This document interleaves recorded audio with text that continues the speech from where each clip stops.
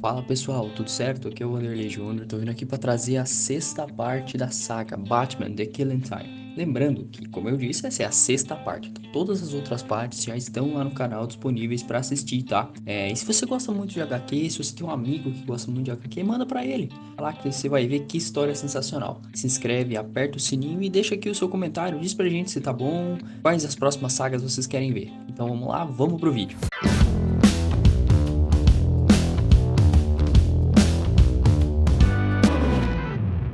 Neste capítulo, descobrimos quem era o narrador de nossa história e por que ele se preocupava tantos com os minutos e segundos de cada cena. Estamos falando do Rei Relógio, o homem misterioso que pegou o artefato no final do último capítulo. Esse capítulo começa no dia 1º de fevereiro ao meio-dia, com o Rei Relógio atendendo a sua porta. Eram Charada e Mulher Gato. Na próxima cena, 2 meses depois, em 21 de abril, às 5h28 da manhã, vemos o Rei Relógio sentado à frente do Paternon, na Grécia, pensando que ainda era cedo, que ele estava sozinho, quando de repente, no brilho da alvorada, ele vê morcegos voando. Então ele percebe que já não está mais sozinho, ele estava ali. Um mês e meio antes, em 2 de março, em uma casa que o Rei Relógio havia adquirido, estavam com eles Charada e Mulher Gato. Então ele começa a explicar o plano que havia traçado, que mais tarde, Mulher Gato viria até a casa, informaria o comprador, que viria até a porta desta casa e eles fariam a troca. Ele comenta que ela não precisará do chicote, mas ela retruca, dizendo que ele não pode prever tudo. Com uma voz séria e tranquila, ele diz que não previu nada. Tudo que ele fez foi desenhar um plano onde cada um tem sua parte, e tudo correrá como esperado. Como resposta, Celina lança uma chicotada perto do seu rosto, e permaneceu indiferente, e Charada lançou um dos seus enigmas, referenciando-se à face do tempo. Já no dia 6 de março, às 9h47, vemos o desenrolar de uma ligação entre o Rei Relógio e o Charada, onde o Charada comenta que um encontro com a agente seria no Parque Moldov, às 5h30 da manhã do dia seguinte. Após isso, o Rei Relógio liga para o Pinguim para informá-lo sobre o encontro. Já no dia seguinte, na hora do encontro, vemos ele agindo e como ele descreve corretamente cada passo que as peças em seu tabuleiro farão. Ele matou os snipers para que eles não atirassem no Batman. Ele previu como Nuri Espinosa informaria a Batman sobre a bomba e ele ascenderia aos céus para interceptá-la. Viu como Mulher Gato fugiria e seria interceptada pelo Serviçal, como vimos no capítulo passado, e como ela derrubaria o artefato e que em 2 minutos ele estaria lá para pegá-lo. Já no próximo quadro, vemos ele caminhando tranquila e pontualmente, às 5h32, no meio da batalha, já com o olho em suas mãos. Na próxima cena, 1 minuto depois, vemos o Major Coleman armar e estar prestes a derrubar a bomba, mas como descrito pelo Rei Relógio, Batman estaria lá para interceptar a bomba. 2 segundos depois, com um chute, ele toma para si e com uma rápida dedução percebe que não conseguirá desarmá-la a tempo. Então, ele nocauteia o piloto, eleva ao máximo que pode o helicóptero e salta através da explosão com os 2 agentes. Com a calma e a constância do tempo, 4 segundos atrás da explosão, o Rei Relógio monta na moto que Batman havia usado para chegar até o parque. Percebe que o motor ainda estava ligado. Observa seu relógio e vê que se sair daqui a 16 segundos, cruzará todos os semáforos com a luz verde, desde o parque até a autoestrada estadual. No parque 53 segundos antes, vemos Charada caído após o chute que a Mulher Gato desferiu sobre ele. No chão, ele começa a rastejar e vê a agente Nuri Espinosa, que deveria estar com o dinheiro para ele.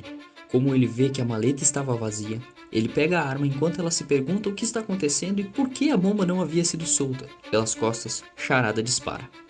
78 segundos depois disso, vemos Batman planando com sua capa com os 2 agentes nos ombros. Com uma das mãos, ele alcança seu cinto de utilidades e tira pílulas de gás de nocaute. Ele espera descer mais um pouco até que o vento não fosse capaz de dispersar as pílulas e as solta. Ainda no parque, 8 segundos antes, Mulher Gato luta contra o Serviçal, e ele, ao esquivar-se de um golpe, comenta que vê toques de Vic Sage e Lady Shiva pela inclinação do ombro, e antes de conseguir completar que via um pouco de selvageria em seus golpes, Mulher Gato acerta sua cabeça com um chute. Enquanto ela rosna para ele, vemos as pílulas com o gás do Homem-Morcego caindo sobre eles.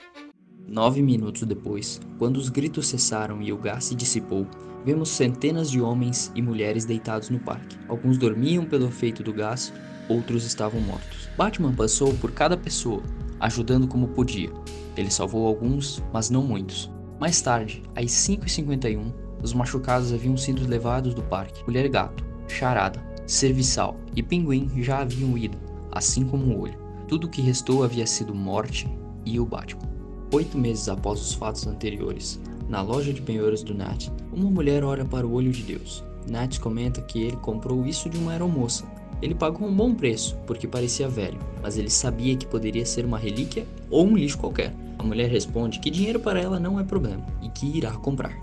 6 meses antes da conversa na loja de penhores, vemos o Rei Relógio novamente na Grécia, falando coisas que ainda não entendemos, sobre uma traição, sobre como eles eram companheiros e conspiraram juntos e outras coisas. Ele esmaga seu relógio na mão e vemos quadro a quadro Batman se aproximar dele. Um mês e meio antes, 8 de março, às 5 da tarde, vemos Pinguim no Iceberg Lounge. Ele está divagando sobre mandriões, que são pássaros que não caçam. Eles simplesmente esperam que outros caçadores derrubem migalhas e outras coisas para se alimentar. E ele completa dizendo: pensamos que vivemos em um mundo de águias, mas na verdade, vivemos em um mundo de mandriões. E de repente, ele é acertado por um batarangue.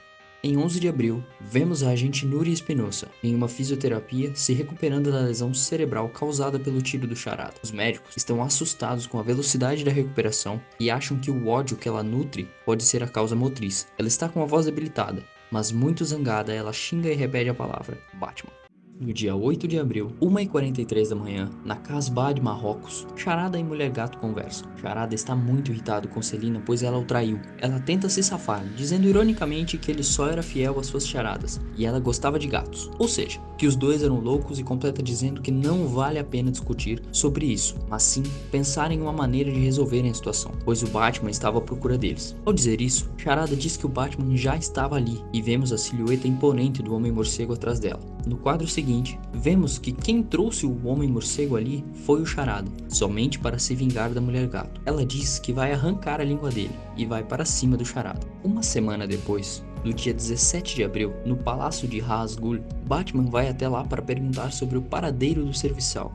Ra's entrega uma espada para ele, e eles começam um duelo, enquanto ele responde que não fala com o serviçal há muitos anos, e que só poderia dizer uma coisa, que ele era melhor que o Batman. Ra's diz que ele era um estudante transcendental, brilhante, habilidoso e tudo mais, enquanto o Batman era simplesmente um louco. Ele diz que talvez o serviçal tenha se cansado e tenha se aposentado, e que essa era a diferença entre seus dois alunos, que esse também era o motivo de ser o Batman o herdeiro e não o serviçal. Ra's comenta que não deveria ter dado o artefato, que deveria tê-lo jogado fora. Ele diz que não poderia ter o mundo nas mãos, mas que ele também não queria perdê-lo.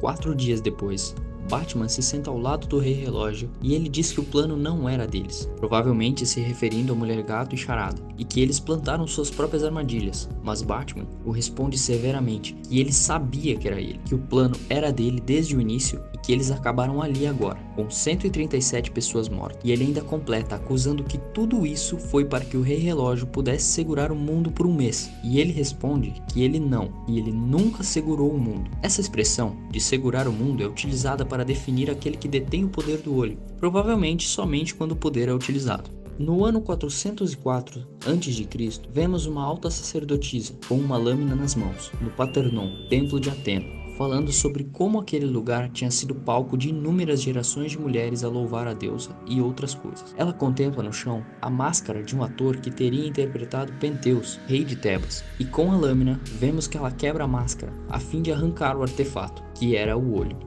Novamente, na conversa com Batman, Rei Relógio divaga sobre a posse do objeto. Ele diz que não tem nenhuma explicação para os seus erros. Ele diz que o olho foi do Batman, esteve em posse de Charada e Mulher Gato, nas mãos do Rei Relógio e agora estava perdido. 137 pessoas estavam mortas e que naquele momento, deixando seu relógio cair, ele desistia. No quadro seguinte, 28 segundos depois, o Rei Relógio começa a contar uma tragédia sobre os Eurípides, mas Batman o acerta, nocauteando-o, e a perseguição tinha terminado. 4 minutos mais cedo, vemos Celina e Charada no Arkham Asylum, ambos em celas solitárias. Celina miava enquanto Charada ficava divagando sobre enigmas sobre o tempo. Ele não era capaz de responder.